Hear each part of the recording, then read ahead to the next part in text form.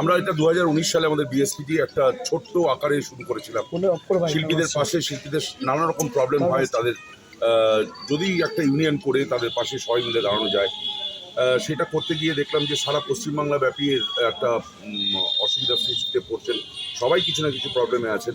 তখন সমস্ত জেলার সমস্ত শিল্পীদের সঙ্গে বিভিন্ন জায়গায় আমরা যোগাযোগ করি, করে তাদের সঙ্গে কথা বলে আমরা বলি যে আমরা এরকম একটা ইউনিয়ন ফর্ম করেছি, তোমাদের জেলাতেও আমরা আলাদা করে জেলা কমিটি করব। প্রত্যেকটা জেলাতেই আমরা পূর্ব মেদিনীপুর, পশ্চিম মেদিনীপুর, বীরভূম, বাঁকুড়া, নদিয়া, উত্তর চব্বিশ পরগনা, দক্ষিণ চব্বিশ পরগনা, বর্ধমান, হুগলি, নদিয়া, সব জায়গায় আমরা যোগাযোগ করি এবং সব জায়গাতেই বিএসপিজির আজকে জেলা কমিটি হয়েছে।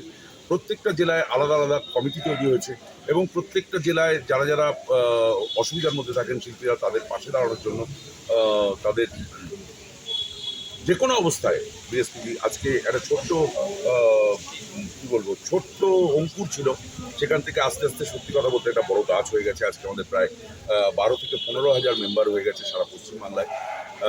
আমাদের বহু জায়গায় আমাদের প্রশাসনিক সহযোগিতা সব জায়গায় দরকার হয়। প্রশাসনরা অকুণ্ঠভাবে, মানে ভালোবেসে আমাদের বিএসপির সমস্ত শিল্পীদের পাশে দাঁড়ান। আমরা বিভিন্ন জায়গায় যেখানে গিয়ে কোথাও কোথাও মানে ম্যাক্সিমাম জায়গাতেই কমিটি খুব ভালো, কিন্তু অনেকগুলো জায়গায় কমিটি একটুখানি রূঢ় আচরণ করেন, একটু খারাপ ব্যবহার করেন, সেখানে বা টাকা পয়সা নিয়ে অসুবিধা হয়।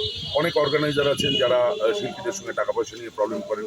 এই সমস্ত প্রবলেমগুলো দেখা বা দুস্থ শিল্পী তার বাড়িতে কোনো যদি অসুবিধা হয় সেটা দেখার জন্য, তারপরে ধরুন অনেক অর্গানাইজার শিল্পীকে টাকা দেন না, অনেক শিল্পী অর্গানাইজারকে অসুবিধায় ফেলেন।